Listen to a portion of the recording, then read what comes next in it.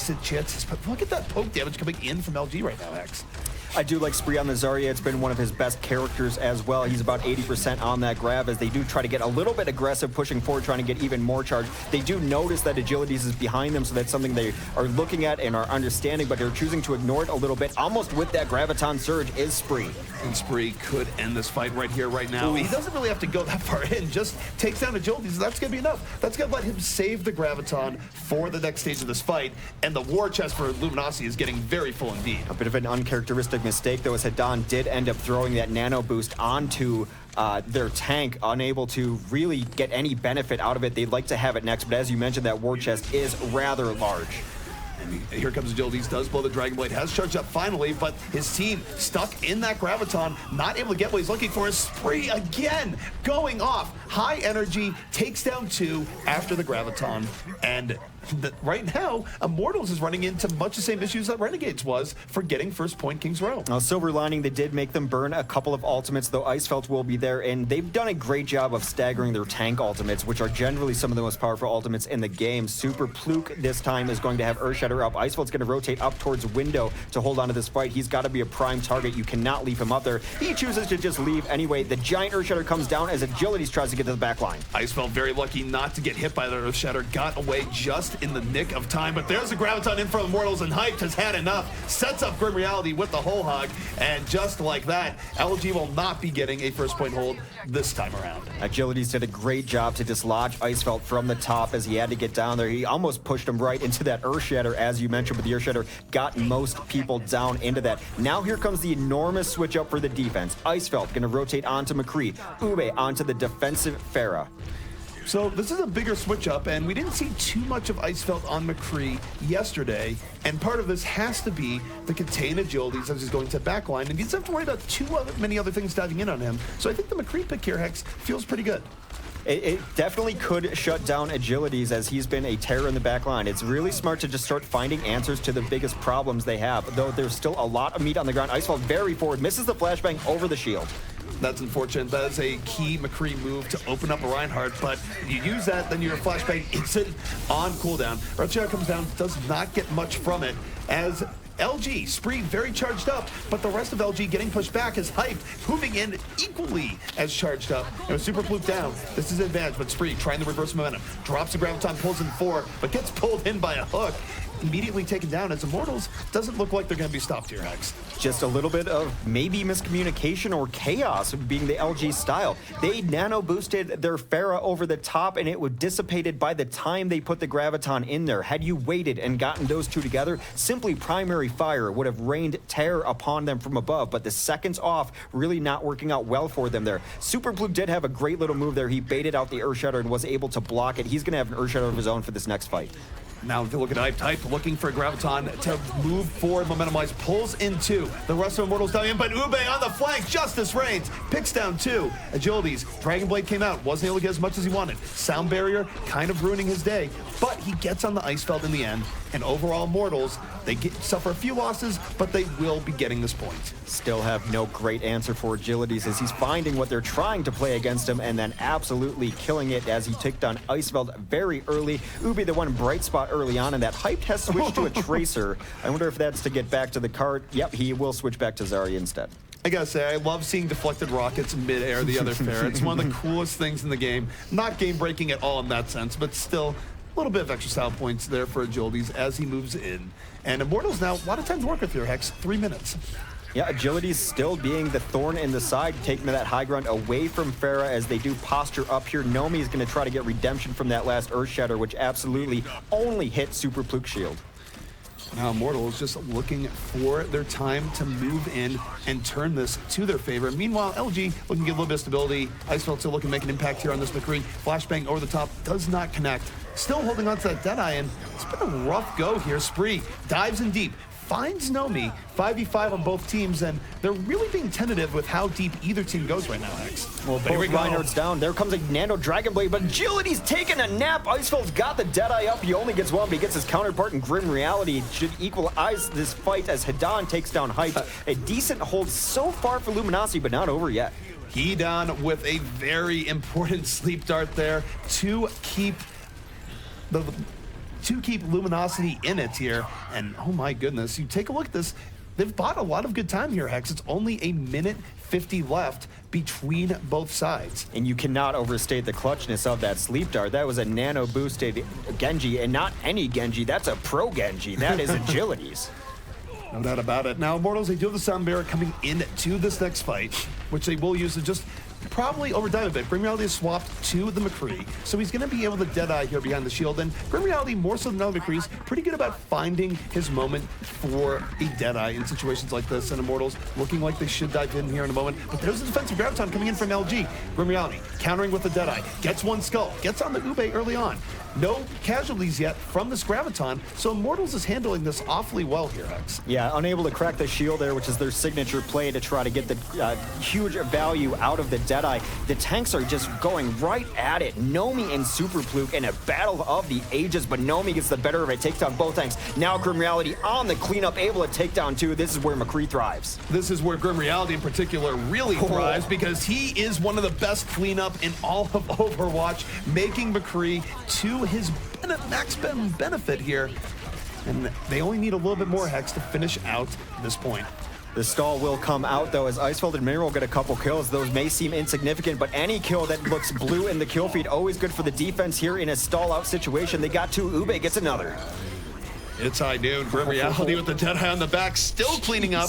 And once Immortals established that momentum there, no one was able to really get on Grim Reality and challenge him. And anyone who even thought about it ended up eating a few Peacekeeper bullets to the head. So, well, one of the issues there, McCree operates so well in space, and he can just sit away from the cart. So you're really forced into a really terrible situation. Do I go try to kill the McCree, but then the cart is left there? I need to stall it. So it's a really opportune time for Grim Reality to clean it up. It's exactly what he did. So, Immortals able to finish out the map. Not the best of times here in Kings Row, under a minute remaining. So, as far as LG goes, they can feel somewhat okay with that defense. That is not a bad defense. It leaves them with plenty of options to win the map outright. But as we saw yesterday, they did struggle versus Renegades and even getting to the third point. So, it's not at all guaranteed that they'll even finish out the map here, Hex. Yeah, lately finishing the map has been a rarity, so the defense did take it a while. So it's kind of hard for us to even adjust of what's going on, because we're used to seeing Kings Row finish but at a certain time, whereas Kings Row finished in 4 minutes. We've seen that before, so now defense has been holding sway the last couple days for sure. So Immortal's going to set up that defense with something that looks very similar to what Luminosity wanted to run. And taking a look at that defense a little bit more in depth, it is effectively the same composition where they're running the Ana and Lucio as the support. They're running Grim Reality as the DPS, and then they're running a triple tank setup here for the 7 Immortals. So the similar things that we talked about for LG in regards to how important Icefeld was and him staying alive, well, you can apply the same things to Grim. But bear in mind for Grim, he is a very good 76. Anything you've seen Icefeld do really well, Grim Reality has shown us the same and more. So he has to be a big target for LG as they move in with what is looking to be more of a dive composition. This is why I love Overwatch ZP, because if you would have shown me this composition on offense 2 months ago, I'd say, well, we'll have to wait and see what they're actually going to run. But I think this is very close to what they're actually going to run. Icefeld will switch off of the Widow onto a Tracer still, but they're going to run triple DPS. Hidan is on Zenyatta. We've got a Winston. This is super aggressive. It will be very aggressive, and now it's going to be up to Immortals to bend back a little bit, not fall to immediate initiation and counterpunch, because here comes Super Pluke in over the top and spree with the fall through. Grim Reality immediately meeting his end here. 2 unanswered kills. That was poetry in motion, and as a result, LG very likely take this first point. Immortals has been hit in the jaw with a haymaker. They should show that first pick on how you execute a dive composition. Super Pluke and Spree combining to absolutely clean that up. Ube and Icefeld now on the flankers, just looking to clean up the rest of it. Agility gets 1 kill onto Hidan, which is actually a pretty big deal because it really hurts their healing potential.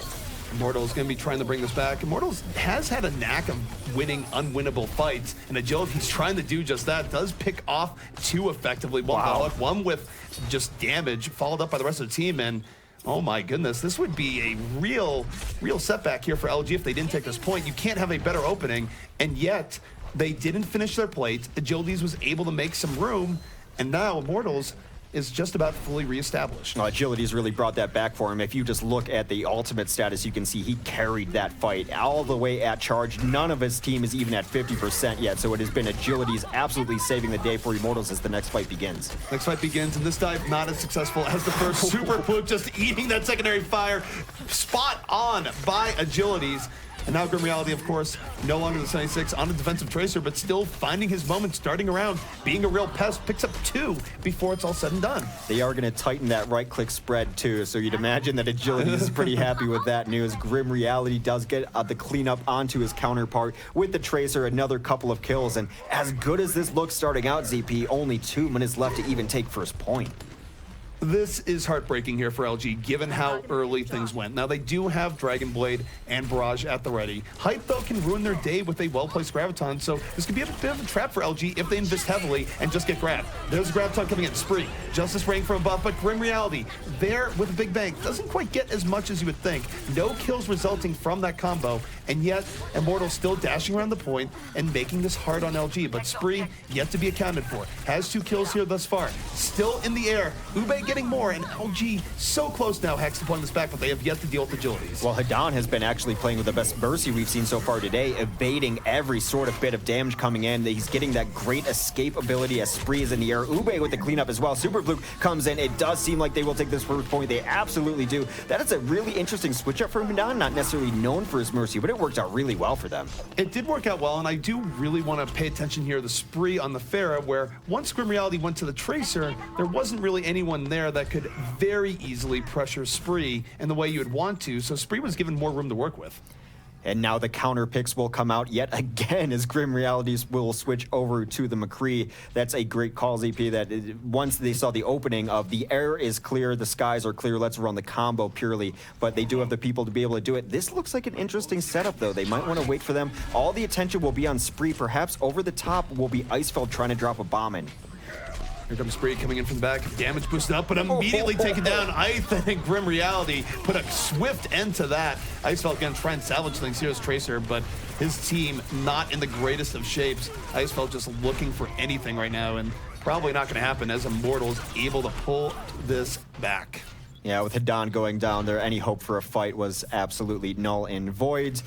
The Resurrection did go down at some point in time, but Hadan is going to switch anyway. He's going to go over to Ana. You have to imagine that Spree will be using this Barrage, and we'll see if he wants to make a switch as well. As we mentioned pre-game, everyone on this Luminosity roster capable of switching to nearly anything at any time. Well, there have certainly been a lot of switch-ups here, and they have a lot of punching power going to this next fight. This is a fight LG needs to win. It's a fight they should win. Sound Bear is in. Barrage in over the top. Ube diving in. Hasn't used the blade here just yet. Only Nomi is down. Immortals scarily powerful in turning around fights, so they need to put the foot on the throat here. They've lost Spree, and now this is only a 5v4 Hex, despite LG's ult advantage. Ube holding on to the Dragon Blade might come back to haunt them. Yeah, LG is just going to take the free push that they're getting right now, not knowing that they aren't going to win a decisive fight to be able to take second absolutely cleanly. Ube, it does have his blade up. Grim Reality with the super zone. You're going to try to peek out last second, see if he can find anything. Does not. A zoning ult if I've ever seen one, but an effective one. Really, it was more the sound effect. People had no idea where Grim Reality was, and he actually just wasn't in a case where he could hit anyone, but it was enough to push back LG, and LG, even if they win this fight, this has been sloppy. They had a big advantage. They did get the decisive fight. Ube will be trying to make the most of it, though. Dragon Blade in the back line. Picks up 2. A better Dragon Blade than we've seen from him in recent times.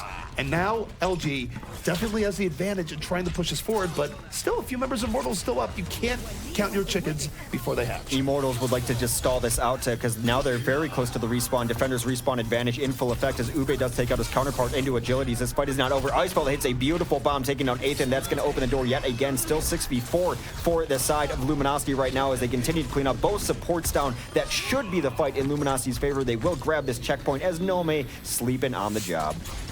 Reinhardt sleeping, just taken out towards the end. And I will say for LG, even a fight like that where they started out pretty strong, I just feel like it takes them so long to finish out fights. Immortals got another 20, 30 seconds there that I'm not sure they should have gotten. Their time to kill is just notoriously way too long. The fights last entirely too long. Sometimes that's to advantage. When you're stalling out a point, they're able to take very long fights and get reinforcements back in. But when you're on offense, obviously you would like more decisive victories. Immortals looking to stall things out for another 2 minutes. gets hyped. Graviton Surge at the ready.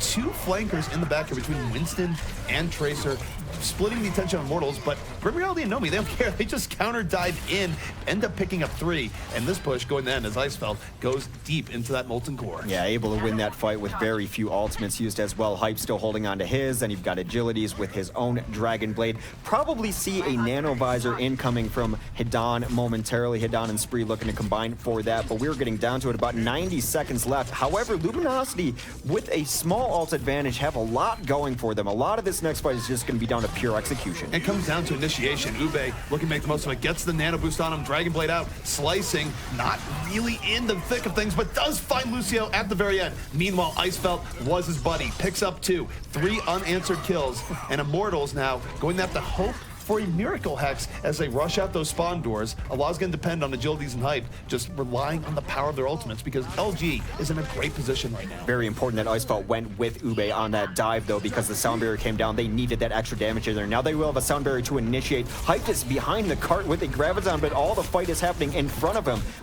And then Agilities, he had the Dragon Blade out, and he connects, gets 3 before it's all said and done. Agilities moving in, and Immortals, despite the rough opening where they were down 2, able to come right back in. And that was all on Hyped and Agilities, and that was the stakes. And now, under half a minute left here for LG. They're just going to have a tough time getting on the cart. It's going to be desperation time. The one person who will be able to get to the cart will be Icefeld. We'll see if he can land a clutch pulse bomb to open things up for him, but very much not in their favor. They will have the horses here to fight. It's going to be a clean fight, 6v6 for Kings Row. Icefeld moving in, looking for the early pulse bomb pickoff. It's one of the only tools that LG really has. But meanwhile, again, Nomi and Agilities diving in deep. Mineral already out of this fight, 3-1 in favor of Immortals. And Immortals will be stopping LG right here in Kings Row and take the first map. There were some good signs from Luminosity there as far as executing the dive composition. Of course, very early on, we saw the dive composition with Spree do something really well. And then even late, when Ube was going in with that Dragon Blade, if you just have the sound barrier there, all of his damage is nullified, but Icefeld dove with him, and they were able to clean up some kills. So there were some bright spots there. It looks like they're coming a little bit together and understanding the coordination required for those dive comps. It does feel like they've up to their level of game, even just between yesterday and today, because you take a look at Immortals when they ran dive yesterday, they really weren't able to get much done. It might just be a matchup issue too here. We're just working better against LG, but either way, a good showing here from Immortals, but LG definitely took them to the limit there and very well could have forced overtime, and who knows where things go from there. I just worry that we're going to be saying that about LG a lot. Like, they looked really good. They took them to the limit. You know, you got to have that killer instinct at some point. Yeah, and I would agree that we saw a lot of good things out of them, but in the end, Immortals looking very, very strong. And one thing I'd like to highlight before we dive too deep in there is the moniker that I placed on them of most likely to waste a couple of ultimates and still win a fight. We had 3 moments where Nami really didn't hit almost anyone with Earth Shatter, and then they somehow just kept pushing the cart and winning fights in their offense there on second. But what else did you notice there from Immortals on third? Grim Reality only actually played that McCree on third on offense. Why, you had mentioned it during this, why though is McCree better on third in that circumstance? That last bend of Kings has always been a great place for McCree, just because you come around and everyone's so focused on the cart, and as I mentioned, you really only have the option of, should we go kill McCree or should we stall out the cart? And neither one of those is great, because even sending one person in to go kill McCree, the people who have the mobility and the ability to go kill McCree, you're probably losing that duel anyway. McCree is always feasted on that last point. If you think about how it's laid out relative to, say, Dorado first, it's a similar situation where the McCree could see all threats as they come in really regularly. He's not going to get surprised by anything. And if you get a kill advantage, Grim Reality is very good about pressing that and taking down remaining members of the enemy team, especially in a situation where they are rolling out of spawn. Looking at Luminosity, they had an amazing dive, almost a textbook dive there on that first push. Didn't end up resulting in the point, but we do have a replay of that. So let's walk that. ZP, walk us through this fight here. All right, so we are looking at this early fight here between both teams as you see LG moving in, and Spree is just able to get in very quickly on that dive with Super Pluke. It's very good coordination between the Pharah and Winston, and once you get those two people in there like that, it's very difficult for the other team to actually react because you have the burst damage from Winston leaping in, plus the 2 rockets. It's very difficult to land it all at the same time, but if you do, it can be very effective. Well, and it just took them by surprise. They really didn't know how to react to that. And you could see even after that, Grim Reality immediately swapped off. And I think what was going through his head was, you can't dive me when I'm playing Tracer, you know, and then they were able to actually defend there on first. Well, we are going to be going into our second map here in just a bit.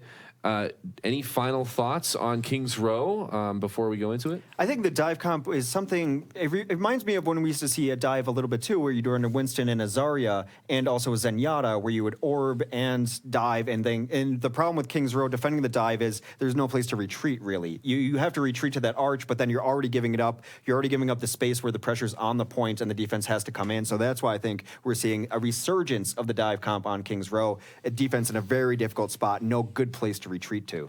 Well, and so going into second, we still don't know what map we're selecting, but we do. Oh, actually, there it is. It's Temple of Anubis.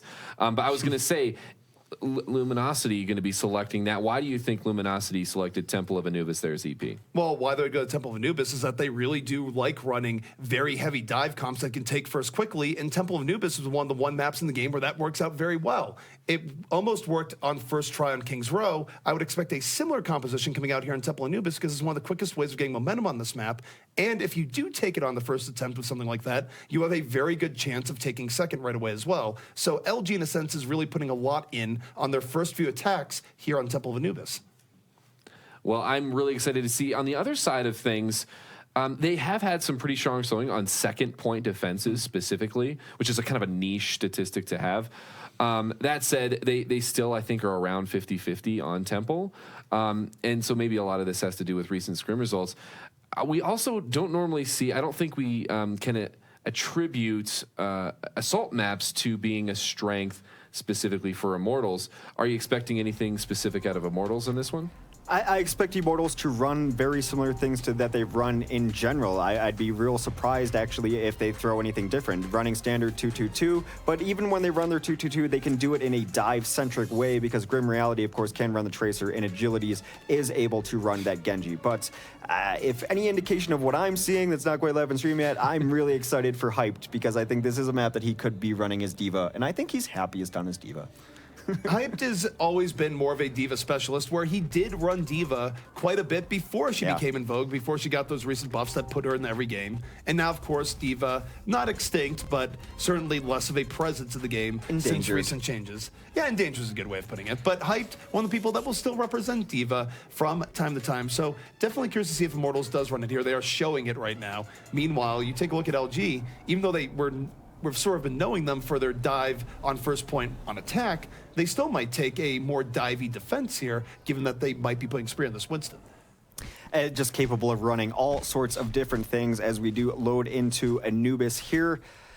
It should be interesting. Our first Anubis, if it's any indication, we honestly don't know what's going to happen because Anubis has just been bonkers all over the place.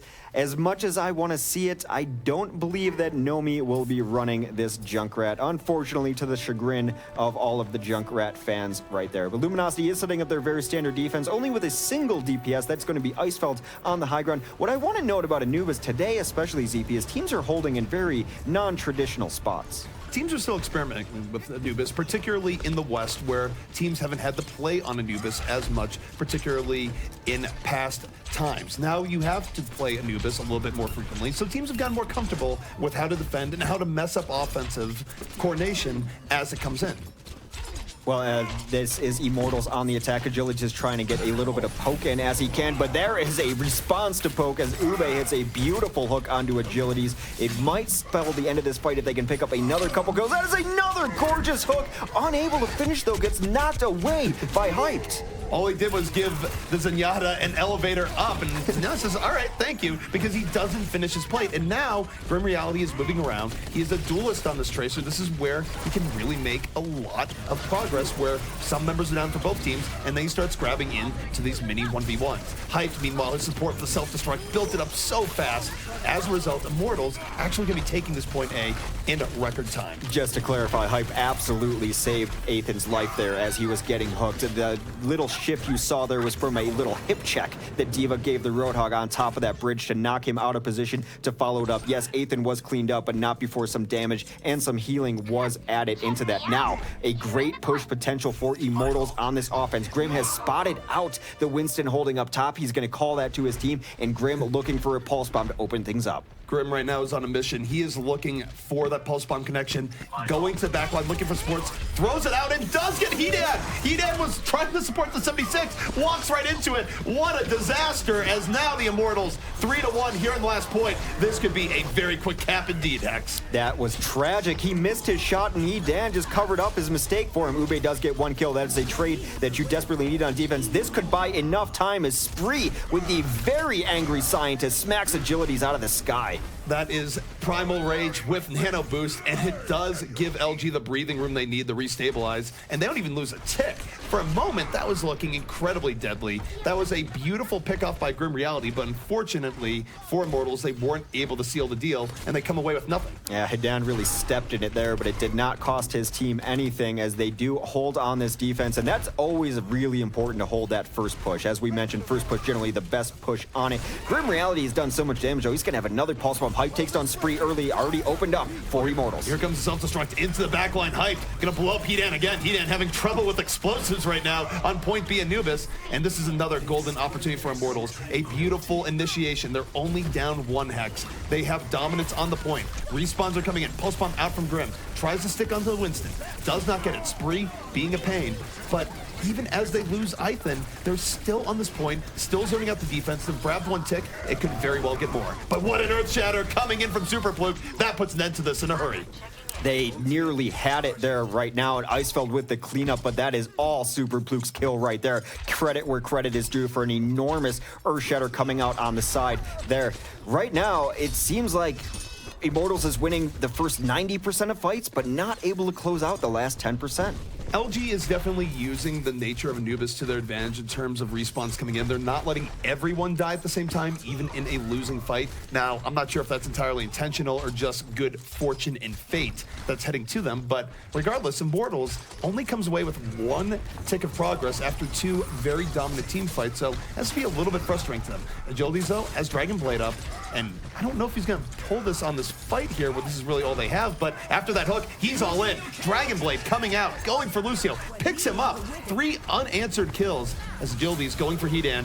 Hedan goes down, and this is another golden opportunity now for Immortals. Only one kill. That was Ube who took down Grim, but as you mentioned, it is all red in the kill feed. But here comes Winston to try to save it again. Another Primal Rage is going to create some space for him. No kills, though, as they come down. He is still only at 200 health, but staying alive, buying that much-needed time. Still no kills for the side of Luminosity as they try to get down, but now they're getting respawns back into the ZP. Spree is still alive. He was down to 30 HP. Finally, he goes down, but what time he bought, will it be enough, though? Grim Reality and Nomi cleaning house on this point, removing all takers, and that is going to be the first round here on Anubis. Immortals setting a pretty darn fast time.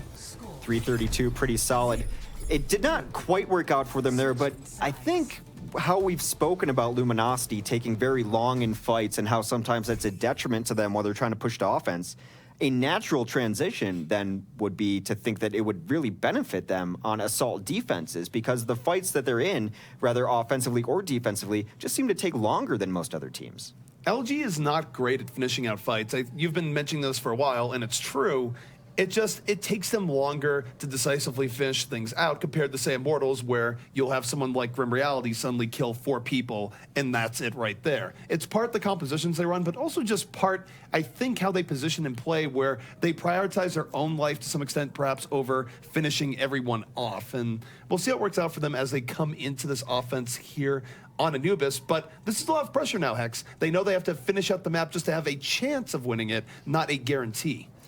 And as we've seen with assault maps, finishing out absolutely no guarantee. Capping first, not even guaranteed in this tournament so far.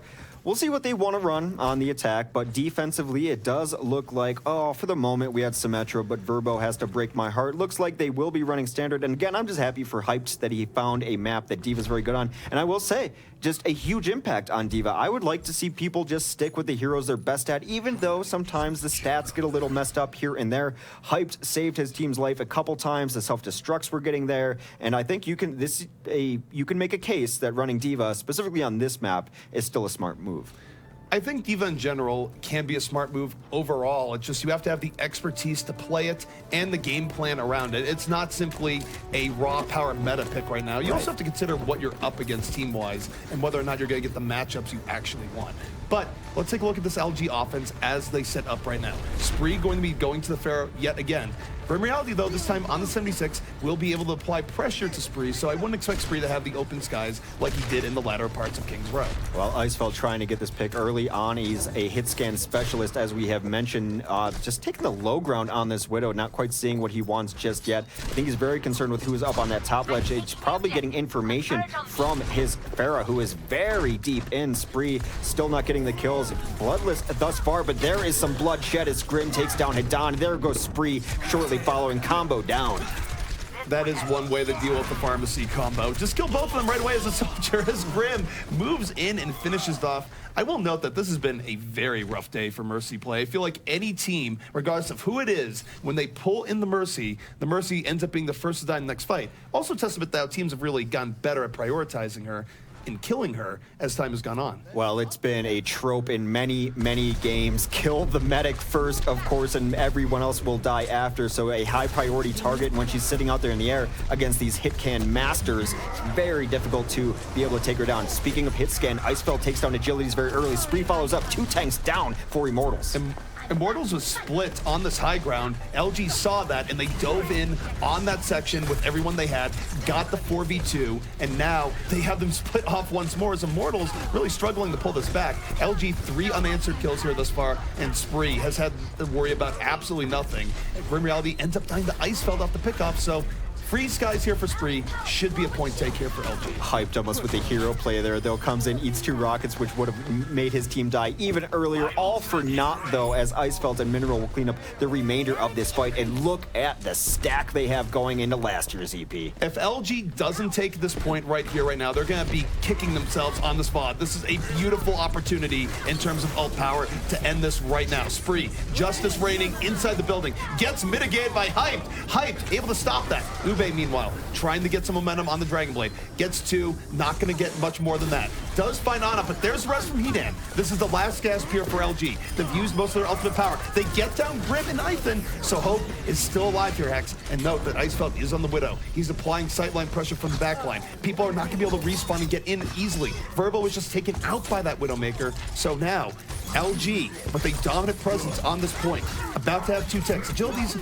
pops a whole lot, gets down Super Fluke, and this is getting a little bit rough as the defense is getting back in. Have to be resigned to be happy with maybe 2 ticks here, but not even going to get that, even though Icefeld was in that position. And Widow on this position, very much like we talked about McCree on King's Row, able to try to lock out those points, unable to do it. Hyped has had some hero moments today, if it was that, and then eating up that barrage before it could get all the damage too, countered by a really nice resurrection, though. Let me ask you this, though. Was that a good decision by Spree to go in to that tiny area right by the spawn, knowing that a D.Va could be walking through that door to stop that? It felt very aggressive on a barrage level, and I don't think LG necessarily played that right with the amount of ults they had available. I would agree with you. I thought he had much better angles to drop it before he went into that corner, so Justice reigns from above is not only a voice line, it is a bit of instruction. Being above is where Justice is best served from. All right, so LG now in a much less favorable position, still going to be moving in. They can sound barrier into Dragon Blade. A lot of pressure going to be on Ube here to find that opening. He dives in, looking for Grim. Finds him early on with the aid of Icefeld. Hasn't used the Dragon Blade here just yet, so ultimates will be on the table for LG. Sound barriers out from both sides. Blade out from Ube. Doesn't have great targets here. In fact, goes down. A fully wasted Dragon Blade and full has Super Fluke. Rolls around the hammer, still trying to keep LG in this. Well, they get 3 kills out from Pluke, and then Ube is coming back in. Dragon Blade wasn't there, but his Shuriken sure are on point as they do find Hype. They desuit him, take him down immediately. They have most control of this point. Have to find the jumping Lucio. Rollerblades are OP as he climbs the wall. It's still all the kills in their favor. Stall still alive, though, ZP. The Stall is still alive, but this is very good for LG right now. They have everyone alive and on the point. Immortals just looking for a miracle. And with Grim Reality dying immediately right there, the odds of that miracle not as good. Hype does not have a self-destruct. He's just going to destruct in that mech.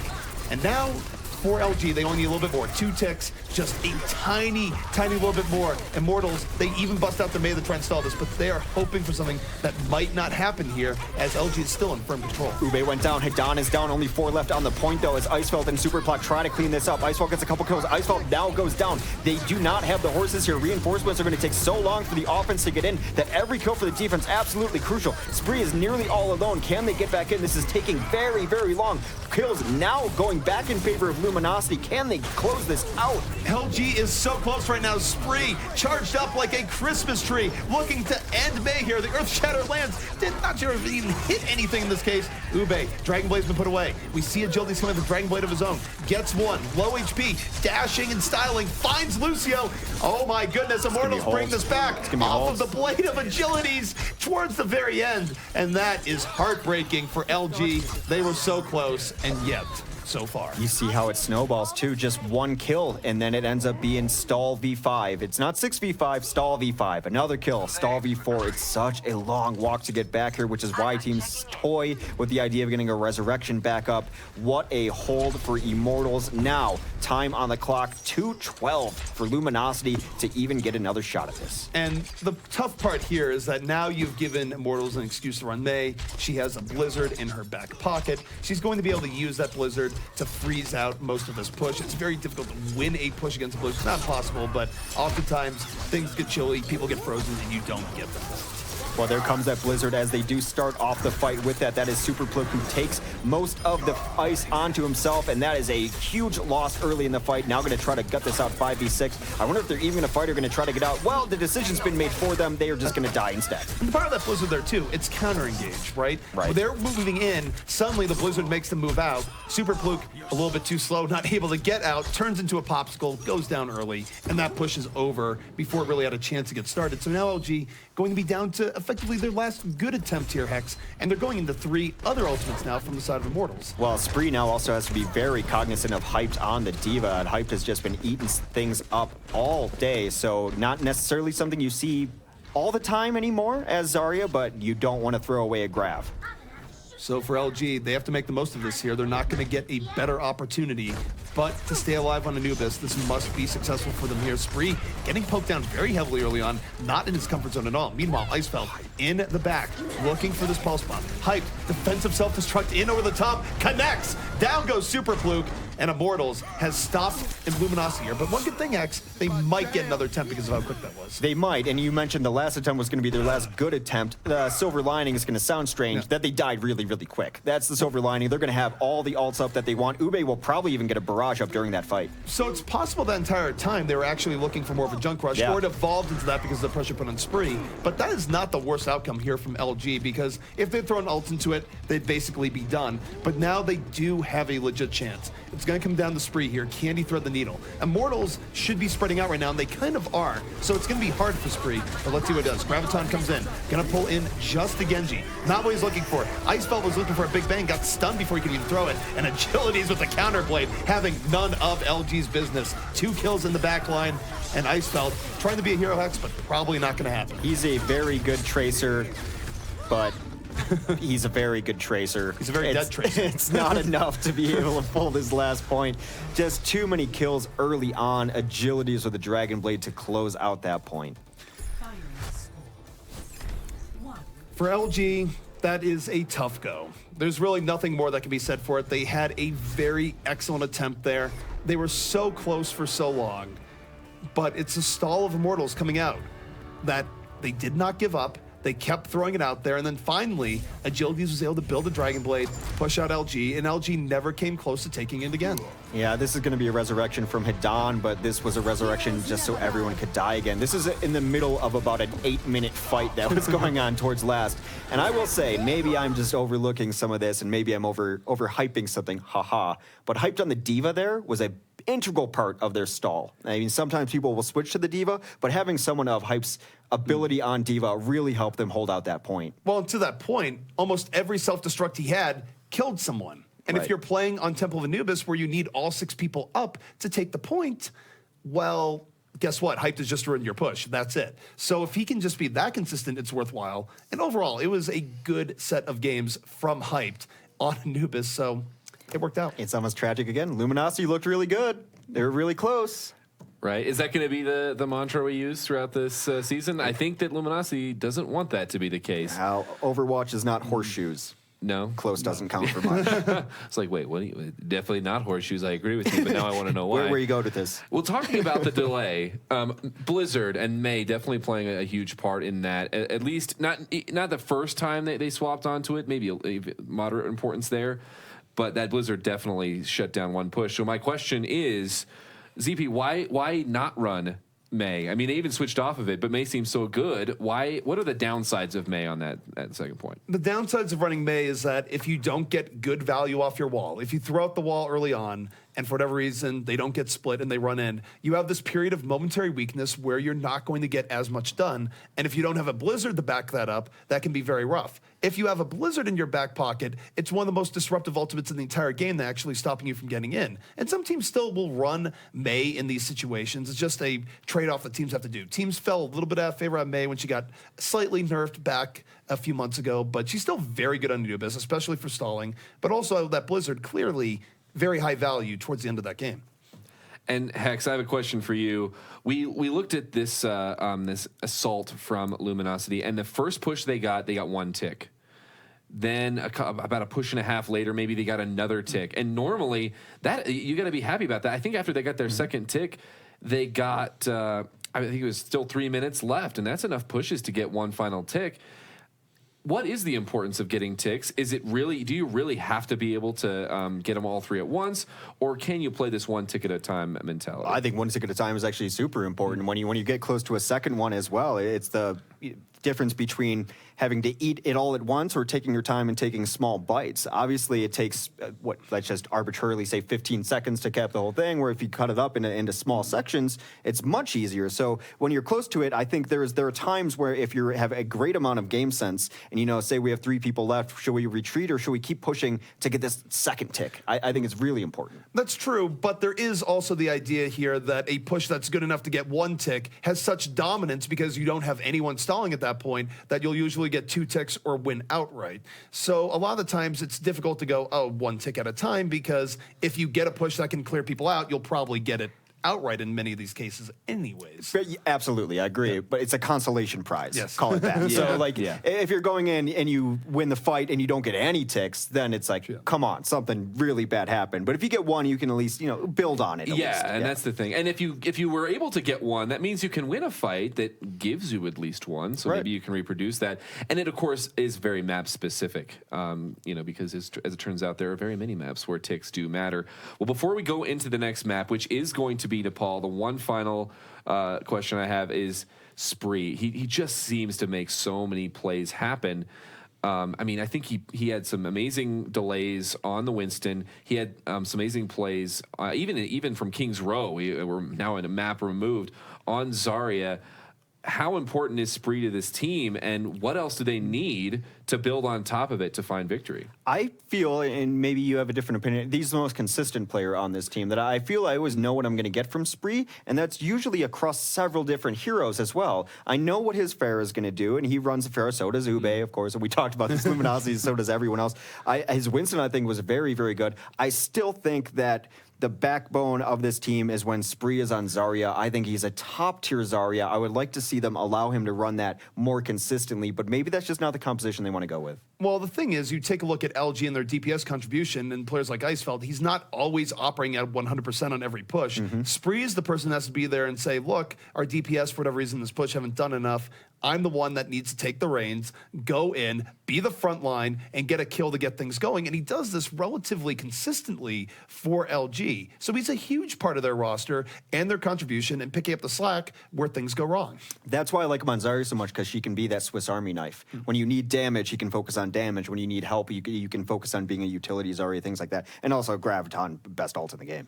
Best ults in the game. You heard it here. Everyone go play and become experts on Zarya. Because it will help you, and actually it really probably could help if you became a good Zarya, as I make a joke. But we are into Nepal. Casters take it away here for Game 3. Immortals, they're looking to close it out here. Luminosity, they want to keep this series moving.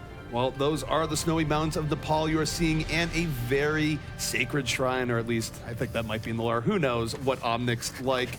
But Hex, going into this here, as LG looks to bring this back and get the reverse sweep going, what do they need to do here in Nepal? What are you expecting from them here in Nepal? I expect them to run all sorts of different heroes, and I expect the unexpected from Luminosity. I suppose I expect it to be close from Luminosity, but I think if they really want to have their best chance, it's time for someone to put their carry pants on. And the person for Luminosity who puts those pants on the most is generally Icefeld. Can he get a huge game going? He's been known to do it on his Tracer. Of course, yesterday he's pulled off miracles on Soldier 76, but I think he might be the key for them bringing this back. We'll take a look here at Immortals as we go into Sanctum, which will be our first stage here. Take a look at Grim. He is going 76 here, and both teams going to have a bit of a range war in these corridors. Of course, both teams taking the stairs, as you love to point out here, Hex. Reinhardt v. Reinhardt action. It is a crossfire of crossfires.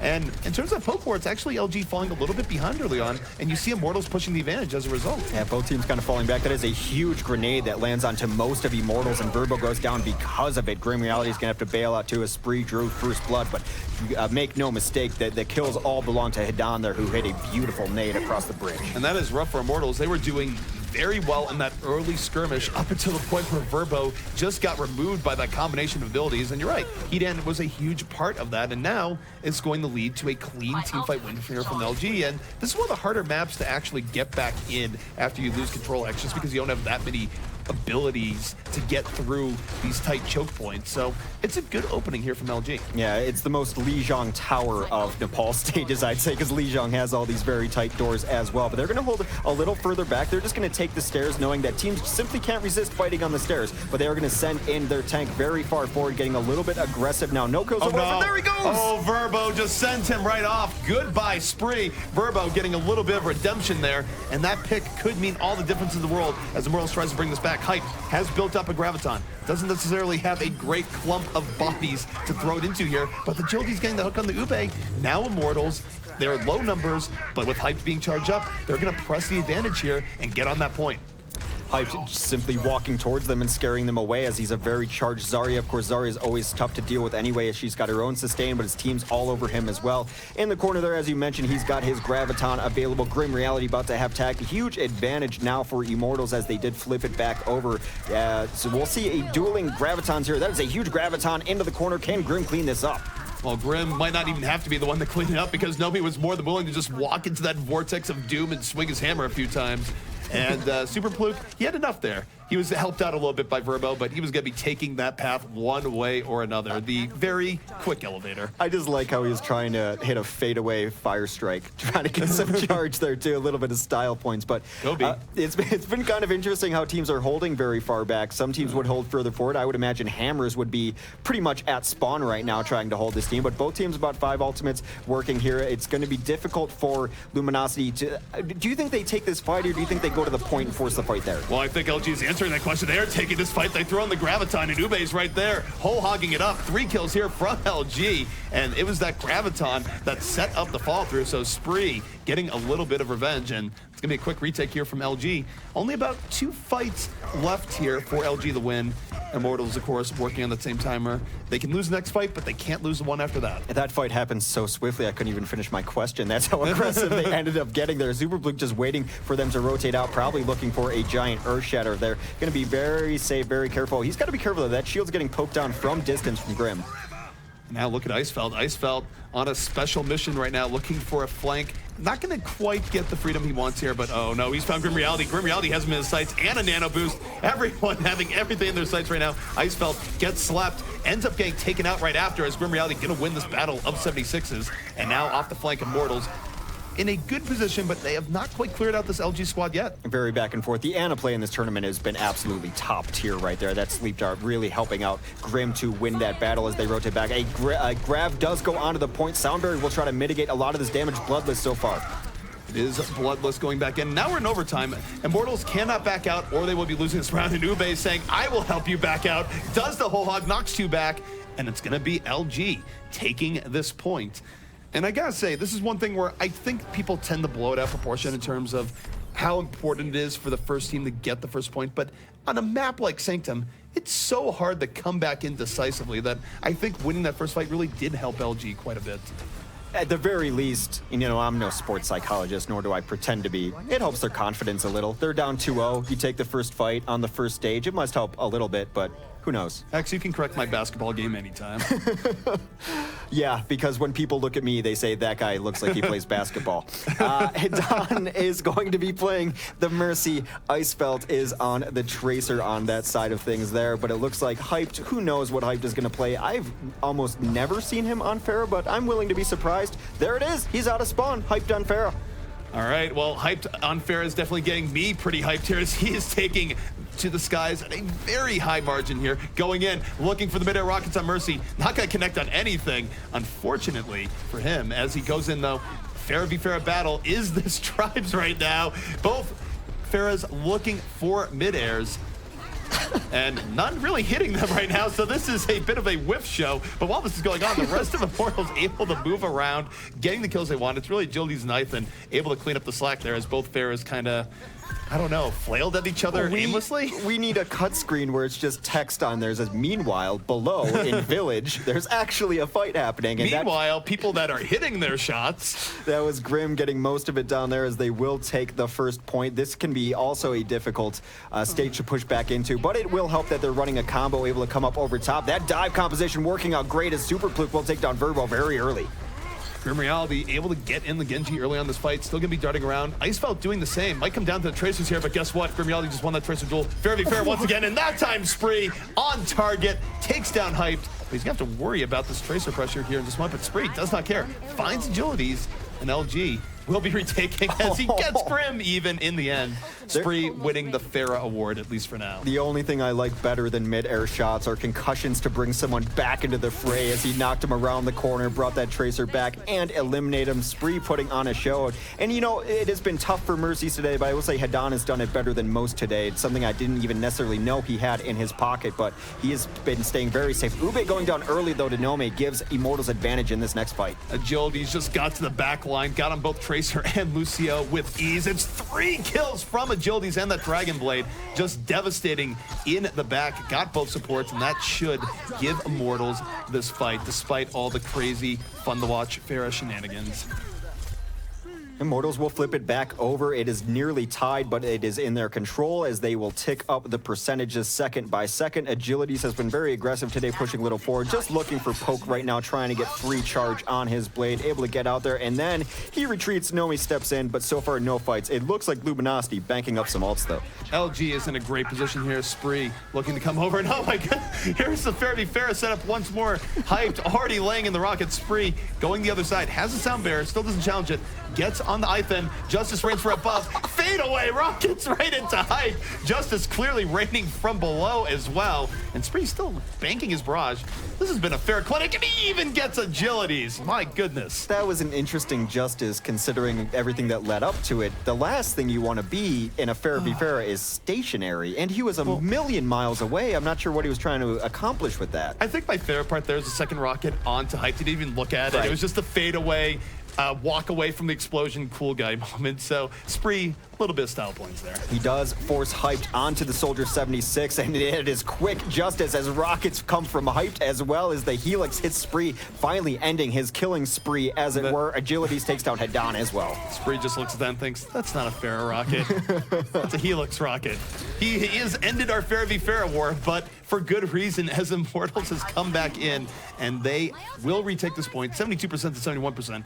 next fight could be decisive for this round here, Hex. Well, now that I guess that each Pharah only had one life, and when you get killed on Pharah, you have to switch to 76. Seems to be the rules of the mini game that they're playing, as now Sabree comes up onto 76 as well. Last fight incoming, last chance for Luminosity to win this stage. Grimreality trying to be hero. Pulse bomb on the wall. Almost picks off 2 to 3 there. That was on a razor's edge. Agility's in the back line. Gets on the spree. Dash reset into Ana. 3 kills here from Immortals. And this is looking like it could be their fight and could be their round. Icefeld trying to carry this team, but he is very low, trying to just stall it out and stay alive as that overtime wick will go down eventually. That is Immortals tying up the map. Whew, that was definitely one of the more entertaining rounds of Control I think we've seen in a while. I love me some Pharah v Pharah. I will say, boo this man hyped for going on 76 and ending it with the rather uncouth Helix round. You have no honor. No honor in the Pharah v Pharah duel, but you know, you don't get points for honor, you get points for winning stages and maps. But Hyped wants to reignite the rivalry. Looks like Spree looks like he wants to queue up something a little more standard. So it'll be, you know, definitely different compositions coming out from each side. You know, the honor comment, Hex, spoken like a true Baron fan. That's all I gotta say there. Game of Thrones Season 1. New Game of Thrones will be coming up as a slight aside as we get That's not our place to show, but it is a fun series. Either way, Immortals coming right out here. Hype's gonna be taking to the skies once more. Not gonna have another Pharah to play with, but we'll see just what he does there. He was aware of it, just flying the friendly skies, darting in and around. But what it sounds like, Grim Reality falls to Ube immediately. See if Hype can pick up the slack from behind, and nothing's really looking at him right now. Hex, this is working out. Yeah, the recent changes to Pharah, maybe not so recent, have really made her viable on this map as she can use the top of that building for cover, able to get around people. And now he did some damage early on. It seems to be the meat on the point, the presence on the point is in favor of Luminosity, but Hype's still alive, still raining all this unchecked damage. This is a poking Pharah right now. Usually it doesn't work as well as diving in, but Hype has made the most of it. Now, unfortunately, because Grim Reality died early, they weren't really able to secure the point in terms of people on the ground. Hype, awkward positioning there, has to get out of the indoors so he can fly free like the bird he is. But LG's doing a decent job of just keeping Immortals back right now and buying some time. Yeah, keeping him grounded over there too. They don't necessarily have a hard answer to Hyped on the Pharah, but Icefeld doing enough to, you know, harass him. Hidan can chime in on it too. You don't necessarily have to switch, and Icefeld getting the better of that Tracer. Well, Icefeld just slammed Grim Reality. He walked right up into 2 pulse pistols that were ready and waiting for him, so that's a pretty big loss to lose a Tracer v Tracer that heavily. It's a good play by Icefeld, a little bit over-aggressive by Grim, as we see Immortals looking to reverse course here. 0% for them, so they need to get something going soon. Agilities, Dragon Blade up and at the ready, waiting for the rest of his team. Dives to the backline, gets hooked right in, gets the hug that no one wants from Ube. As a result, this is a little bit rough here for Immortals as they try and turn this back around. Hype's been doing a lot of damage, but not necessarily resulting in kills. You would expect the cleanup crew down there to be Grim Reality and Agility as they are alive. Both have ults, not necessarily getting the kills as Hype does eventually go down. Grim will grab Mineral somewhere in this fracas, but it is Luminosity holding very strong on this point. The will to fight just leaving Grim Reality's body there towards the very end. Why am I blinking around? What am I doing? I'm just going back with the rest of my team. Now, that said, this next fight should be one that LG loses. The question is how much will Immortals have to invest into it? Immortals has a huge ultimate advantage. Well, as you say that, a couple ults are coming right online, though. Ube and Mineral are going to get there, so it's rather evening up. Agilities does get in there with that blade, though. That is 3 swift kills, and Agilities does his best to put his team on his back. 4 kills as Grim finally chimes in. Icefeld will get a kill there, but all for naught as they finally flip it back over, and they didn't have to use that much. Right, just going back to the question I was asking, that was really my big observation there. Since they should have won that fight, it would have been a disaster if they didn't. NRG at Vegas style, but in this case, they're good positioning. They can win the next fight if they ration this out. Now, LG is going to have ults to really support them moving forward here, but at least Immortals can fight this back, and if they have an ult showdown win, who knows who wins this? Yeah, LG should be winning this fight, but they're trying to find a target. That is a nice defensive grab, but a little bit too late. Hyped getting super value out of that. Hidan finally takes him down, but Hyped and Spree the only one left. Now Spree burned that grab, trying to keep his team alive. Did not work out well. I really like what LG did, though, overall. Sure, Spree shouldn't have really used the Graviton there, but the rest of LG held on to their bullets. They have a lot of firepower left. I think they're recognizing that we don't really have to use everything here. We only need one fight. So for Immortals, they have a very tough fight coming up. And now for LG, this is a fight they should take. We'll see if Immortals can find a way of winning this. Plenty of time, plenty of patience. You're absolutely right. They're probably just letting themselves die as they will roll very strong and popping a ton of ults as Ube lets leash with the whole hog. Hog comes out here from Ube, and Immortals just scatters. They know they're at the ult disadvantage. They back up, and oh no, Super Fluke drops the hammer. Not able to scatter away from that one, unless you count scattering just falling dead on the floor. So LG in very good position here. I think they get reeled right in. Hugs for all, says Ube. Final Dragon Blade coming out here from Agility's looking to be a hero. Not going to happen, and LG should be able to take this round, but he'll hold the phone. Grim Reality looking to be the hero here once more as he darts in and about, and he's buying some time here, Hex. As long as he's alive, this point is still alive as well, as Hype will come in over top trying to get some more damage done. He's going to have to get off the point, so we better hope that his Tracer can stay alive to keep this overtime wick a burning. That is not the case as Grim goes down, Hype goes down. Someone else alive, though, on the point. Just trying to stall it out, not quite enough though, as Luminosity will take a lead in this map of 2 stages to 1 on Nepal.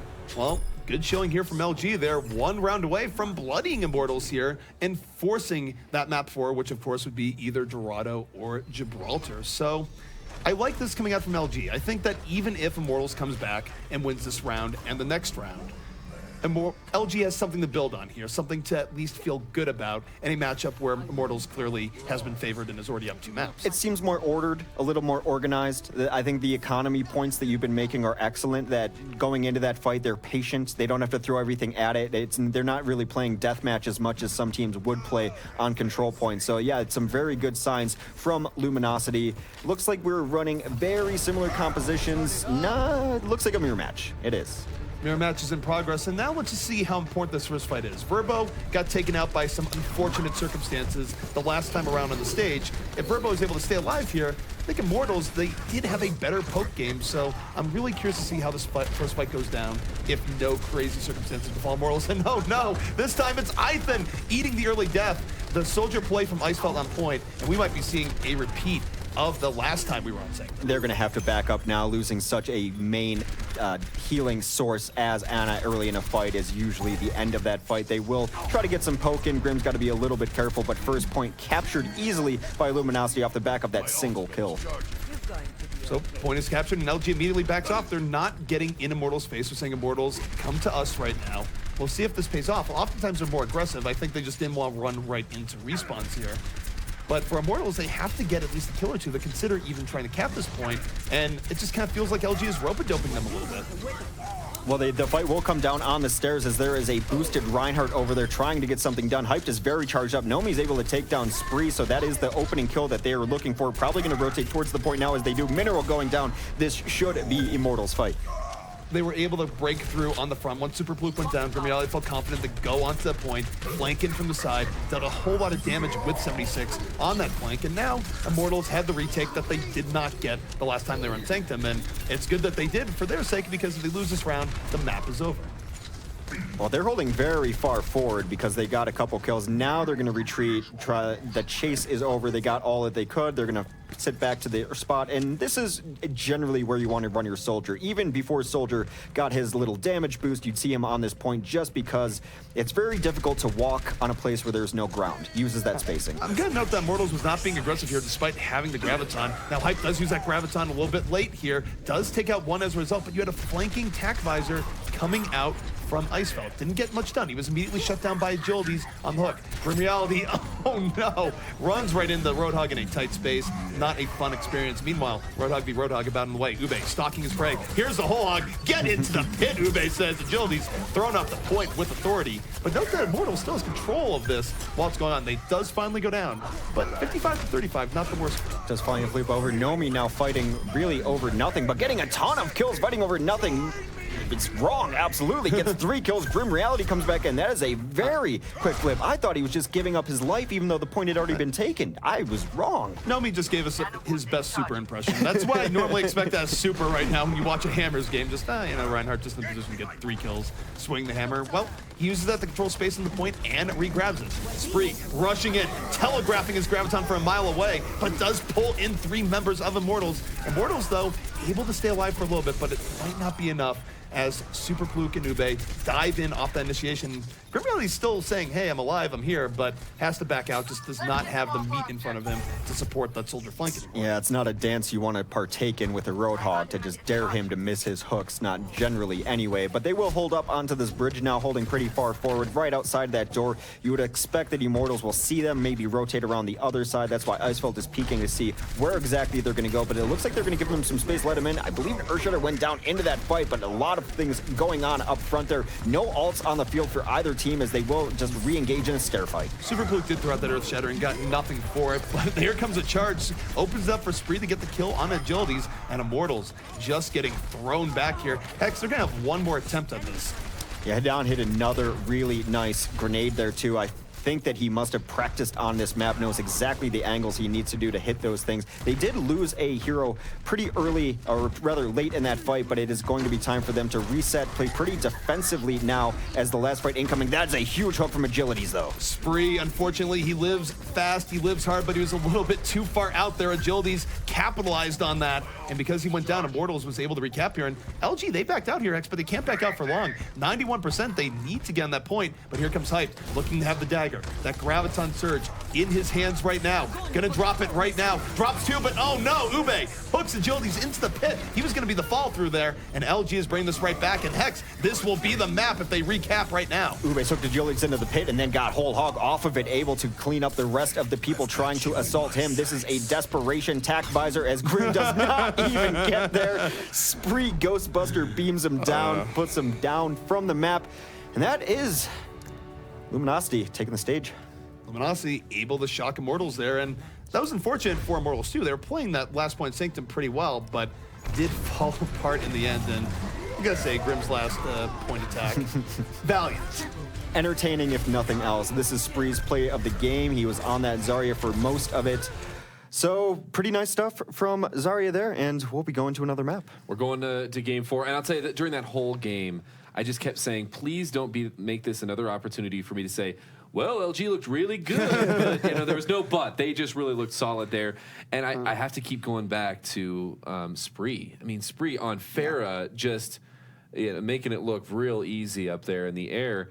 And then not only that, but playing the standard Zarya as well. But like I said, is this a team that really rides on the back of him? And how do the other players play into their victory? Spree is a big piece on this LG team. He is the glue behind them, especially when other members don't necessarily have the greatest setup. Now, I will note that I was going to speculate, where do we see on the next map here? Well, we already know it's going to be Dorado, and this makes all the sense in the world for Immortals. They are great on Dorado as we look at them in their past matches. Well, they're great on Dorado for a lot of reasons, and we actually did a lot of work trying to figure out. We were looking at the stats of these maps, and we looked at Immortals in specific on Dorado. Their tanks are very, very comfortable in small places. Their tanks struggle a little bit when there's too much going on, when there's triple DPS, and they don't know, do I have to look in front, behind? But when you get that small choke on Dorado first, and then later towards Dorado last, they look really good. Now, second was a place where they really succeeded based on Hype's Diva being able to take high ground and really, really dominating high ground for this team. So it's going to be interesting, ZP, to see what they can do now with Hype, maybe not on Diva, but wouldn't surprise me if he still runs Diva. The one thing I'll say about Immortals going forward on the maps like Dorado is that those maps that Immortals clearly has plans for, like Dorado, where they have set plays, where they know how they want to approach the high ground on second Dorado, they know how they want to swoop around and engage on it, and then they have maps like Hollywood where they just seem lost at points for tank initiations. But this is a map that I kind of feel Immortals has to feel very comfortable in going to for map number 4.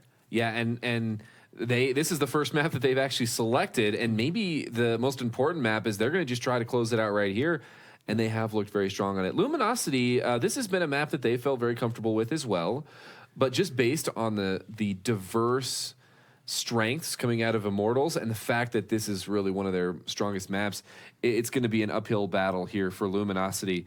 By the way, I did want to mention another thing here. I just want to let you know that as much as we like to mention things like Game of Thrones, we really only have one sponsor here, and that is Grim Reality's Grilled Cheese. So if we could just make sure we're pushing that brand a little bit more, I understand, but no. Anyway, well, let's go ahead, and as I think the teams are about ready to go into Dorado.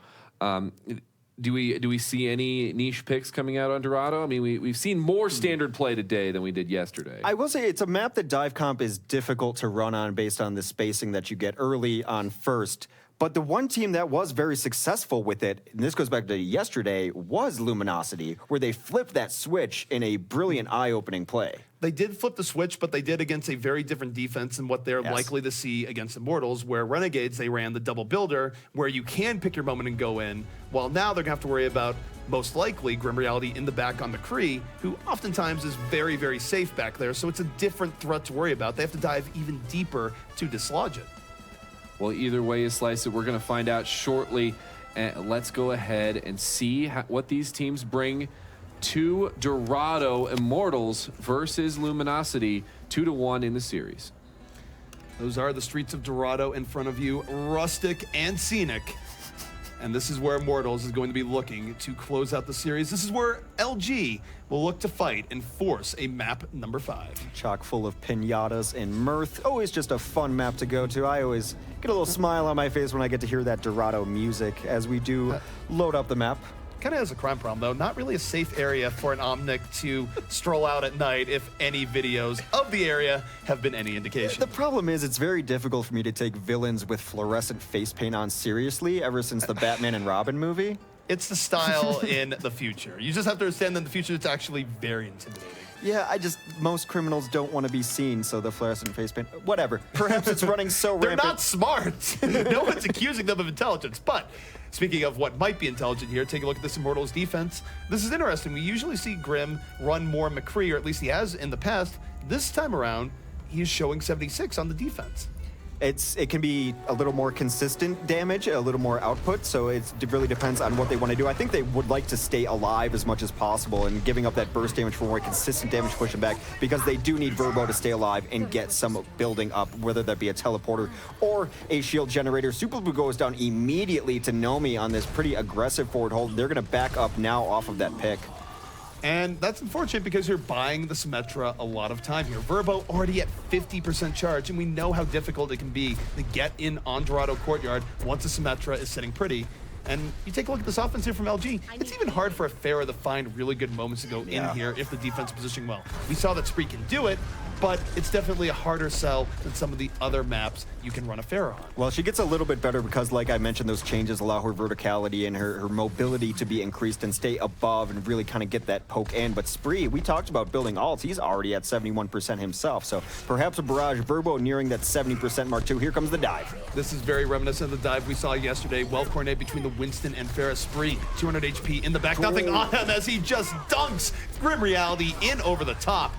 And Spree's Pharah engagements have been great here on Dorado. Now, they don't necessarily have this here just yet. Verbo had the swap off the Symmetra to the Lucio, and he's just going to try and speed boost in and give Immortals a last gasp here, but it's going to be very close. While Spree's still running wild in the air, and they don't really have an answer to it. Grim actually switched off of the 76 now onto a Tracer instead, which is going to let this Justice rain. Meanwhile, Agilities below does grab a couple kills, takes on Icefeld and Ube, so now all the damage burden on Spree's back. Agilities was the answer to the flankers, and the answer to the Zen, still somehow alive, finally goes down the Spree, and this has been the Spree show here for the side of LG. He has been dead on, but finally the Jets go down. Grim Reality steals him out of the air, and Grim finally turning it on here on the Tracer, cleaning up the scraps, and Immortals actually able to hold on here, X. And as good as Spree played, that should have been a 2-rocket kill. He took him forward, didn't get the kill, and then he had to give up his altitude to chase that Ana pick, which allowed Grim to finish off the kill on the Tracer. They feel like they can deal with Spree's Pharah without a hit scan, well, a distance hit scan hero anyway, given that Athan will probably be prioritizing him as well. Hyped, just waiting for the optimal Graviton opportunity. And here's Hype right now. They have the stair defense on point, where if they know the offense goes in there, they're just going to rush in on that and stop them. LG not coming in there just yet. They're coming up the middle. Transcendence is out. And Hype has to kind of hold on to the Graviton here. Throws in a little bit late. He's already lost 2 team members. Grim Reality, pulse bomb in, takes down 1, grabs a second. And this is still a LG favorite fight, but Grim is an X factor here. Low HP, can't run back into the fight though, and he's gonna fall. Well, you see right now, it's really helpful to Spree when Ube and Icefeld are alive, because finishing kills on Pharah is not necessarily the easiest thing to do, but starting them is where she really excels. Hitting 1 rocket, 2 rocket, then calling it out to your flankers that someone is low, go get that kill. That's exactly what happened there. So this composition is designed to work in harmony when people are alive. You start losing pieces and it loses its punch. So for Immortals right now, they're gonna try and restabilize here on second. And on second, this is where they can run into some problems on their defense historically, especially if they get through this second point. And LG is just trying to keep the momentum going forward, but Spree perhaps a little bit too far in, taken down by Ivan. Immortals now going to counter-engage on the Remnants and push them out. Oh, they went for the dive there. They had their Winston in. They had everyone up there, simply unable to finish off the kills, but at least they didn't have to use a ton of ults, I guess would be the silver lining, but the dive composition is coordinated now. It does seem like their attacks are at least all going in together. It's not going to work every single time. That's what you saw there. No, certainly not. They still have tools in their toolbox here, but Immortal is going to be much better set up for this next fight. We do see the Winston diving in, trying to set up Spree. Justice waiting from the floor. Doesn't get much. Does get Grim, I guess, so that's something in terms of keeping momentum going. They won't have to worry about the 76. But LG is now getting some serious card push. Immortals doesn't feel like they have enough people to really go in on that, and Agilities, this is not a journey you want to go as a hog. It's not where you want to go at all. No, it does not appear so, but they will be glad to take that kill as Super Fluke dives very far in. He's going to try to get out now with the help of his Lucio. He's able to boost himself out, so a lot of damage on both sides, but no kills just yet. Hyped, very charged up. A Transcendence going to come, and there comes a Sunbearer into Dragon Blade. Another underrated combo as Ube takes down Ethan. Ube making that the party room right now, does get Ethan, has to sell for just that, but the rest of LG able to swarm onto this point. Immortals just desperately trying to get any degree of stability. Agilities and Grim Reality might be doing that. This is the 1-2 combo of Immortals, 2 of their most impactful DPS players, and they're still up in this fight. He has Spree in his face. Spree versus Grim. Spree able to take that, but oh no. Hyped on the surprise Tracer out of nowhere. Will dispatch Spree right after. Well, Luminosity has been getting a lot of work done with these, but once it starts to break down in those dive compositions, it really breaks down and generally unable to bring it back. So right now, Immortals in a very decent defensive position, a couple of nice ultimates, and most importantly, they're able to set up on the high ground, able to get eyes on the team, know where everyone is at. Hyped is definitely calling this out. They're going stairs. And Hyped is, at the very least, drawing a little bit of attention back. As you mentioned, there's a communication benefit where there's no mystery in regards to where LG is coming in here. Now, Super Fluke might go in aggressively, but oh no, Spree gets hooked in and killed early on. This is going to take the wind out of the sails of this LG push. They still feel puck them in here, Hex, but they only have 45 seconds. Well, they will be going in because they did at least get a kill of their own as Hype went down to the Lucio there. Icefeld is going to just try to bait them towards him as he tries to get out safely, but that is a hook kill from Agilities onto Mineral, and it's simply just breaking down for Immortals, or rather Luminosity, as they attempt to push in. Probably one good push left. They need to regroup, but they've got nothing in the tank, CD. Well, nothing in the tank in 30 seconds. How do they even get through here? And by the way, they just lost Ube. Ube poking a little bit too far. Now they have to do this 5 versus 6 into ultimate techs. What miracle must they get? Any sort of miracle. I mean, it's going to be very, very difficult. Hidan maybe could get to a nano at this point in time, but they're pushing into so many ults, and I don't even know how they dislodge Grim, who's sitting back there with Tac Visor. He might even have to use it.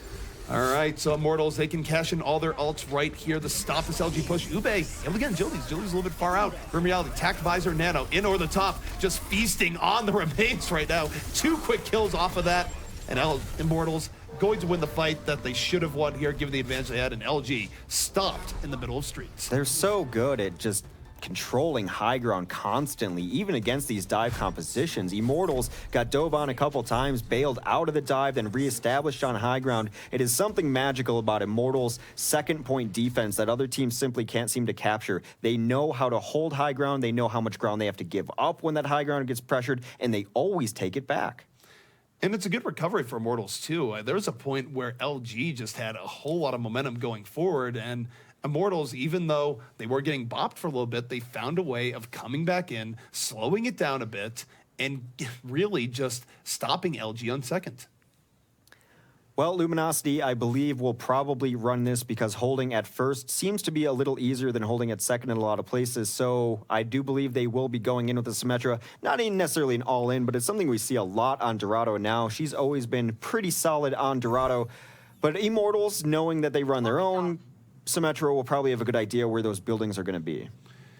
I would wager a guess that this is not going to come as a surprise to Immortals as they move forward. And take a look here at this LG defense. Again, this is about a standard Symmetra defense as it comes. They will be running triple tank with 2 supports. And the damage coming in from LG is actually going to have to come from their tank players because they're not running a traditional DPS to really support this. Yeah, Icefeld will be switching to something, though, you'd have to imagine. I think he was only on, he's probably only on the Lucio to get that speed boost out for Symmetra over there, yeah. This is where I was looking at the feed here, and I can't see the names clear on top, so I'm just like, this is kind of weird. You don't really see this too often. It's like, oh, it's actually... You do have Winston-level glasses. The Winston-level glasses still don't give me good eyesight, by the way, so... Well, Icefeld will switch it off to the 76 there. He will be the lone DPS on that defense, as Hadan will somewhat solo support as Mineral will take up the banner of Symmetra. Story is the same even on Symmetra 2.0. It's a bit of a gamble, even though she's got a little more usefulness up front, but getting that building up is the reason you play her. All right, so Icefeld, a lot going to be on him to just be the damage punch behind all of this early on. Meanwhile, you take a look at Immortals. We'll see if Agilities can have a Spree-like dive in. And honestly, Spree's execution on first point throw has been really good. I'm not sure if Agility's going to match that straight off the bat, but there are other threats on this Immortals team. Well, it's a much more pokey composition overall anyway, so Agility is going to sit back. Wow, that is a rocket on Super Fluke. So now the shield down up front. Agility should be able to still poke out there, drawing a lot of fire as the rest of his team moves in rather unblocked. And that's a good early pickoff, especially as you're trying to get in here. Icefeld having to back off. Well, LG, this is a case where they're backing up to just hopefully get full 6 here when they go back in, or at least make that more of a possibility mid-fight. Now, Agilities does go down to the base hook, but Nome returning the favor of getting on the Super Fluke. It's still a advantage situation here for Immortals as they roll in. Now, that said, the shield generator is down, and Icefeld has no one on him as he just shoots from this window, and that's a problem here for Immortals if they don't get on it soon. Yeah, I called the giving up way too soon. Perhaps that's just my own play style coming into my commentary there, but they do get back into it. As you mentioned, they were waiting so they could get Mineral back in there, got the shield barrier up, and now they are turning this fight all the way around. Shield barrier has to be #1 priority. No doubt about it, and this is the gamble that you take when you have shield generator. Your reinforcements aren't going to be coming in quite as quickly, but the advantage here is that if you can have a full 6, it's going to be a much more hardy full 6 to work with. Yeah, you see Icefeld there with 275 base health right there. It makes Hadan heal up everyone as well. Here comes a giant Graviton NZP. Graviton in from Spree, just looking to stop this push before it begins. They pick up 2, and it's Mineral of all people getting the double kill on the Symmetra. Hey, when she's up in your face, it's still quite a bit of damage, and Immortals now in a little bit of trouble. Under 2 minutes left, and they haven't really made big inroads, and they still have to worry about how to deal with that shield jump. You don't see it too often, but a right click into a Graviton can do a world of hurt onto the opposing team. But again, I want to give Hadan the credit for most of those kills there, as another beautiful grenade went right into that Graviton. Agilities right now holding on to the barrage, and for Immortals, now that they have some ultimates coming online, in particular Graviton and Sound Barrier, this is really their window, Hex. This is a fight that they must win. Hype, telegraphing this really hard, going into the pack line, gives his life for it. Agilities was looking for the barrage, gets tack visored right down, and I don't know, that offensive push just felt very, very easy to predict here from LG, and LG just punished it in turn. There's really only one thing you're expecting when a Zarya straight runs at you looking at the ground. I mean, everyone's seen it happen. You know what's going to happen, but they are able to predict it, as you mentioned, and not falling to that Graviton. So it's looking kind of rough here for the Immortals offense. As good as their defense was, that shield barrier has not been harassed at all. They don't really have the people to do it. Now we have some switches. Agilities is going to switch. Hyped is going to switch. They need to find someone to get that shield barrier. They do have ults to work with those, EP. 45 seconds left. They have the Sound Barrier. I wish they had used it when they had the Graviton, but they are all in. Sound Barrier out here from Immortals.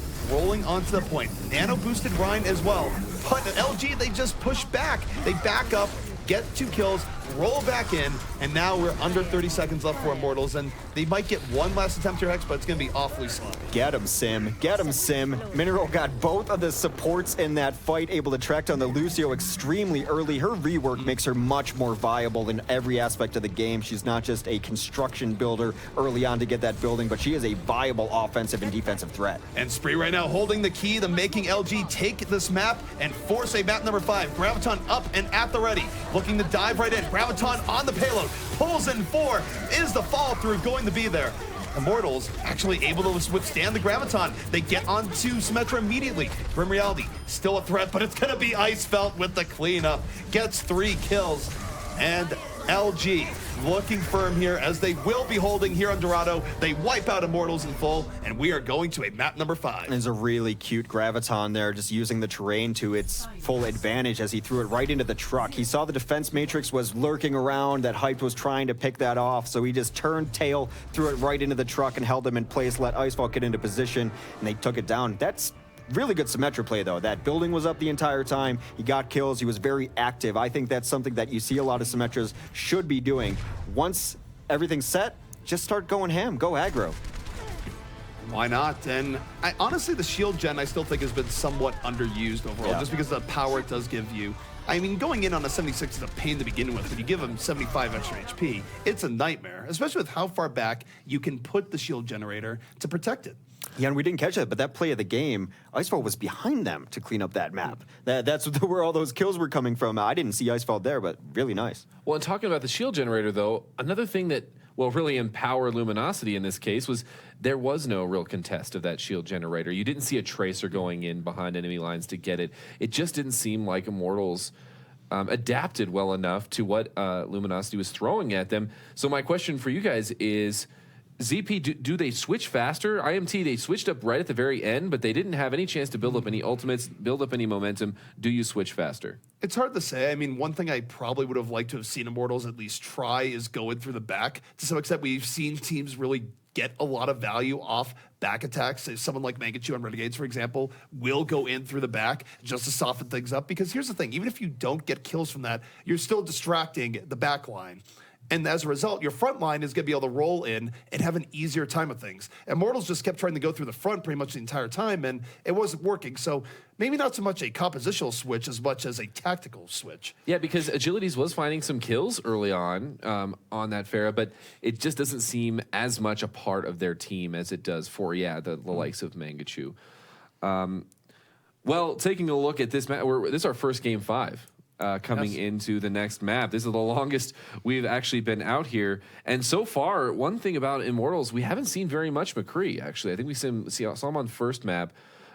Is this something that we need to see more of from them, or are they going to continue to ride on the backs of Agilities, really stepping up on Genji? Well, obviously Grim is a great McCree, but his Tracer and his Soldier and everything else is still very good. He's just a hit scan mastermind. And I think just when he's choosing those Tracers, it's because they need someone to clean up kills, not necessarily initiate kills. And a lot of times, Luminosity's been playing dive really hard. And McCree's not great against dive composition. He's great against the Pharah in a dive composition, but that's something kind of a new addition to the dive comps. Generally, dive comps, you're having your Tracers and your Genjis and your Winstons really is the big problem for McCree. You're not going to have the space you really need on McCree to be able to fight against Luminosity. That is true. However, I do think there's something to be said for the idea that Grim has not necessarily, he hasn't been playing badly per se, but he also hasn't been carrying Immortals in the way that we tend to see. Yeah. So I would at least like him to be open to the idea of using the McCree going forward into this, at least trying out more than he has to begin with, because frankly, when we think about big Grim Reality moments, it is on the McCree, and they've really just avoided that for most of the series.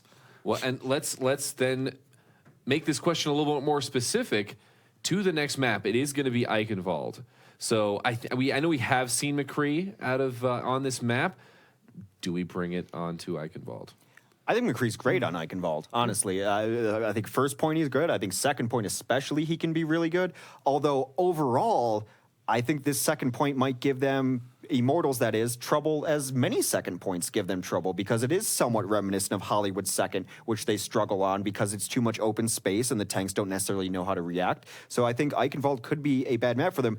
Hero-wise, I think McCree's good on every point on Eichenwald, and I think since it is Game 5, it's time to stop saying, I need to run this because their comp is running this. It's time to say, I need to run McCree because I'm a god-tier McCree. And we've seen that storyline play out so often throughout the course of Overwatch as a whole, where teams will be playing something that's more meta or something that makes more sense in the idea of they're running this comp makes sense. And then finally you get to a point where a team's back is pushed against the wall and they go, all right, you know what, actually, let's just run what we really like and what we're comfortable with. And then they have better success. Probably the best example of that was FaZe going back to MLG Vegas, where you had Shadowburn really sticking with the multi-tank comp, then finally going, okay, I'll just go Genji. Why not?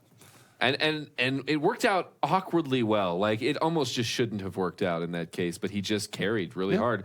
And we have actually seen agilities with some really strong Dragon Blades in this matchup, and maybe that's the key on second. Maybe you just use that open space and rely on your carries to do a lot of the work. I think we're waiting for people to get ready. It's been a long series for these teams, so I'm sure we're seeing some breaks here and there, bathroom breaks. Making sure these teams are hydrated. It's not.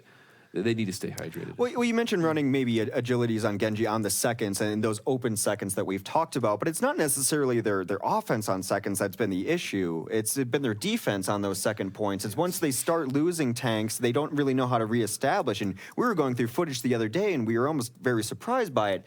They were feeding pretty hard on second points, Immortals was, trying to reestablish themselves. It seems like once things break down on these specific maps, they don't know, where do we hold once we've lost people? Where do we reestablish our defense? Feeding is the operative word here, because there's fights that Immortals will throw themselves into that they have no business winning and do not win because they're just taking it in a bad position where they will flood in to try and contest. They end up losing people, feeding ultimates for the exploit and really ruining their defense and go from there. So that's a bad habit that Immortals has.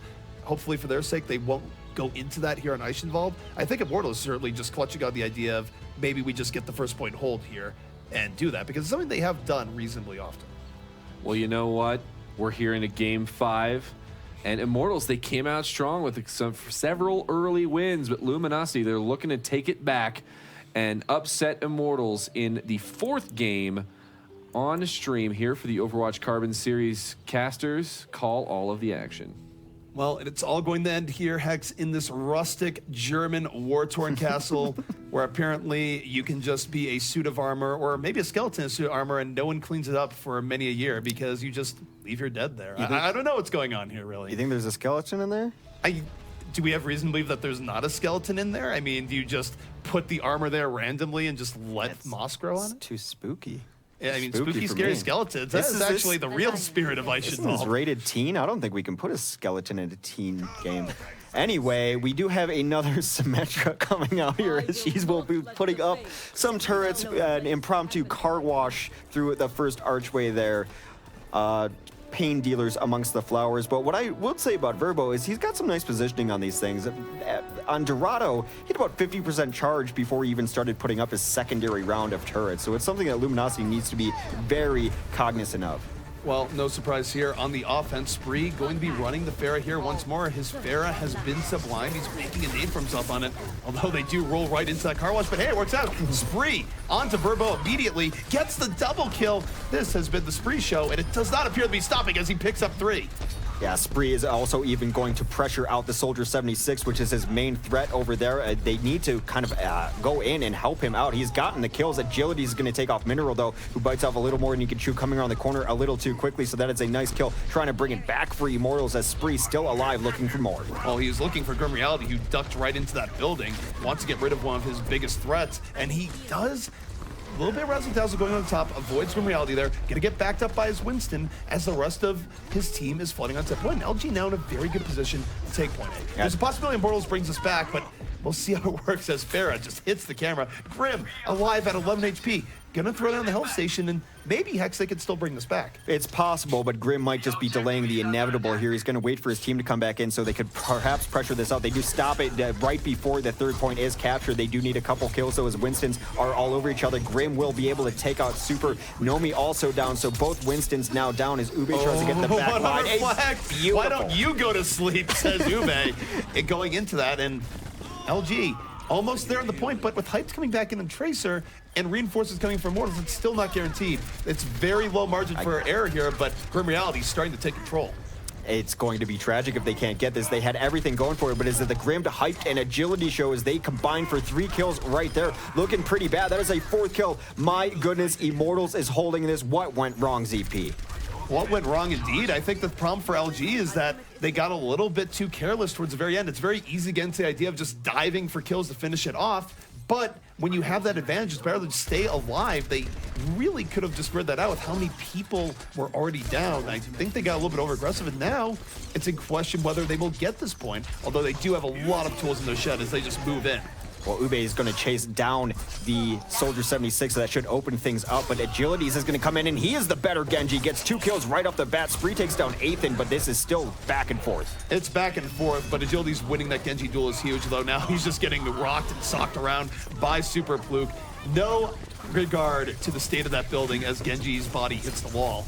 And for LG right now, they're trying to stand the point. Super Fluke is a presence, does get on the hyped, and here comes Ube on the Dragon Blade, looking for the final bit of cleanup, gets on the Grim Reality, and the point will finally go the way of LG. They weren't messing around that time. It was just Grim Reality left, and Ube saw him and unsheathed his sword immediately. He said, I will solo alt Grim. He was the problem why we couldn't take this first point. Ethan will take down Ube there late, but teams will be able to reset as we have to wait for this very slow medieval gate to open up.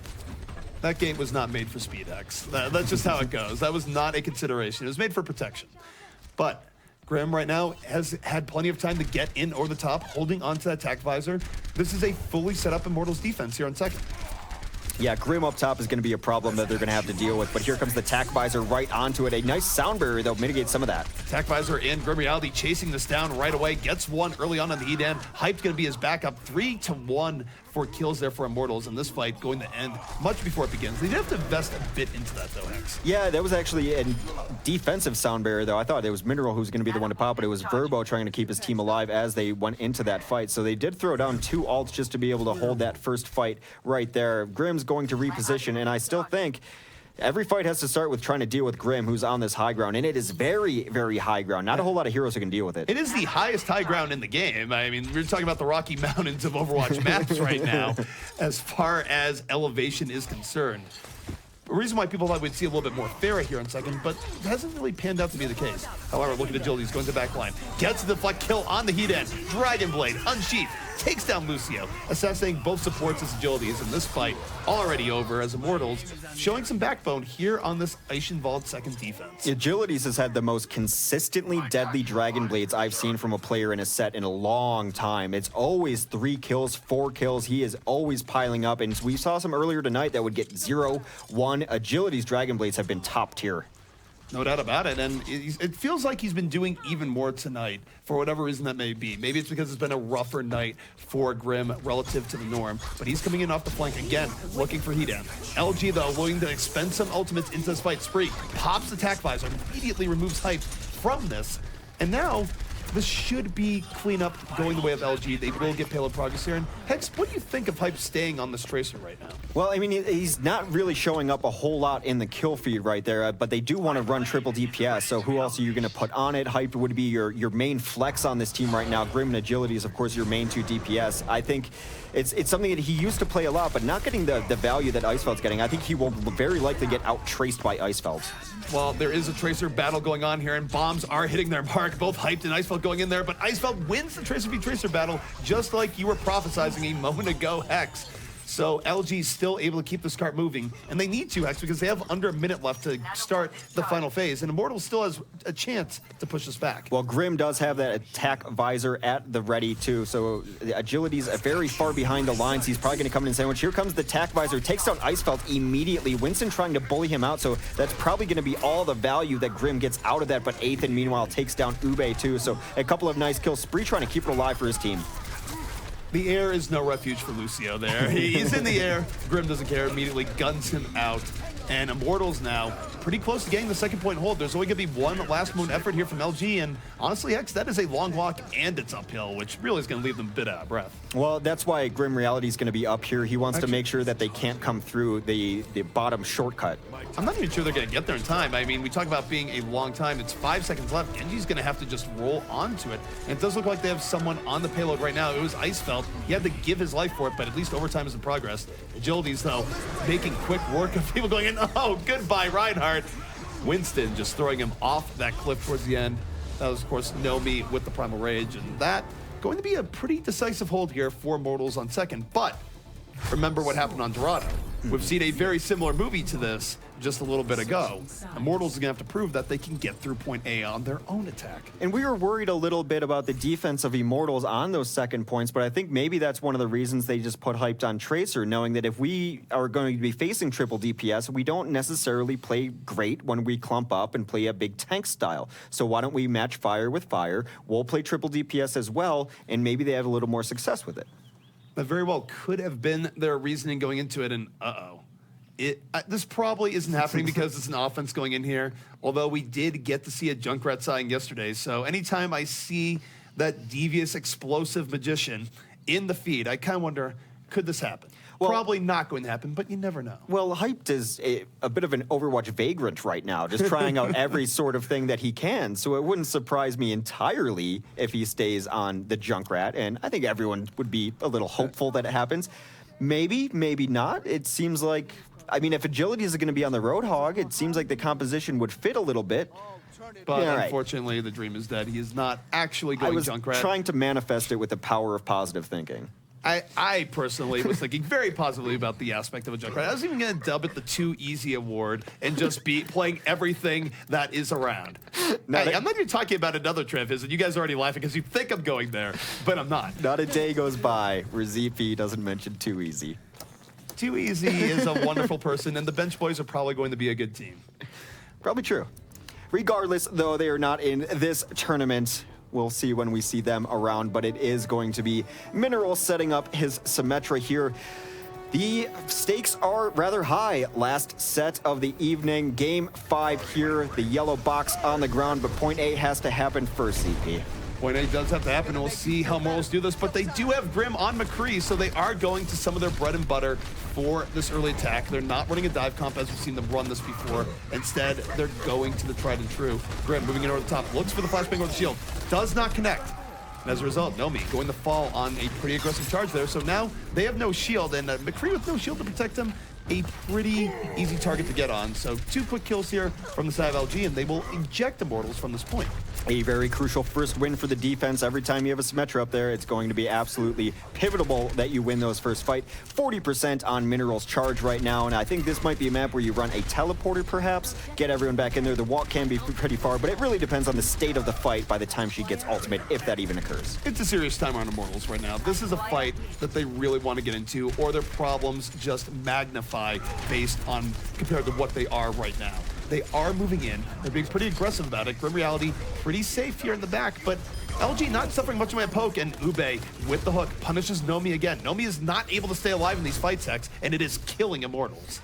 Nomi down first again, and here's Mineral time to make a choice. It will be the traditional teleporter as he puts a little peeking sentry up there to know if it's being pressured. Now every death will not be permanent. They will be able to reinforce, and that is huge. That is a problem for Immortals. They have to send someone back there. They don't really have anyone to deal with it, though. Immortals now is in the situation where picks aren't as good. They need to have the decisive team fight here to kill everyone at once to where the teleport doesn't matter as much. And oh my goodness, Grim was trying to get real aggro with it and got just dunked as a result. 2 kills here from LG, going right back in. Icefeld gonna blow Tac Visor over the top.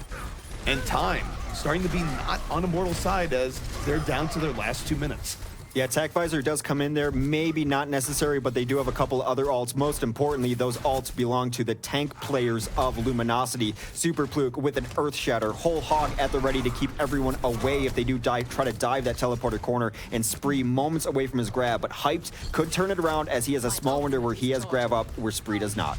Hyped will try and turn around this case. I kind of wish they had an electric cowboy combo with Ana and McCree. They're not going to have that, so they're going to need to get the Graviton and then find a way of getting the immediate fall through. It's been rough given the beating Nomi has taken anytime they try and move in. Yeah, Super Pluke is just waiting for them to show around the corner. Nomi has to be very careful. If that shield goes down, they will all die to an Earth Shatter. This is do or die here for Immortals. This is really their window with this Graviton. I think that's why they're being passive here, but this passivity is also giving LG a long time to decide. But there's a nice flanky Graviton in from Hype. Pulls in almost everyone. Is the fall through going to be there? Everyone feeling the gravity vortex here as both Zaryas unload, and no one has died here just yet, but in comes Super Pluke. Nano boosted up, diving in, drops the Earth Shatter. Ethan is down, makes it a double kill, and the defense of LG might be holding strong. Both supports down. There are now 3 kills for the side of Immortals, but those will not be permanent. They will be popping right through that teleporter up top as it still remains alive. They will just spawn right on the high ground yet again. Icefeld with Tack Visor could be the nail in the coffin. Hex, Immortals is under a minute away from their first loss in the Overwatch Carbon series. How do they get through here? They need maybe Ethan to go crazy on someone. Nomi and Ethan, I think you give it to the Reinhardt because he might have Earth Shatter if you do halfway through the fight. We'll see if they fall that Vice. Icefelt, though, has the Attack Visor on the top. He could be the dagger into the heart to Immortals right now, just waiting for his opportunity. By the teleporter. Gonna blow the Attack Visor immediately. Agility's is dispatched. 2 unanswered kills here as LG is starting to close that door right in Immortals' face. Immortals not able to make anything happen. Grim Reality's still alive, but this would be a miracle even for Grim. Nomi goes down early too, and he did have Earth Shatter up. He's gonna have to switch to Wins to try to get back. And that is going to be the end of it. Luminosity Gaming has defeated Immortals here in the Overwatch Carbon series. They do it in 5, and they do it with some great first point defense.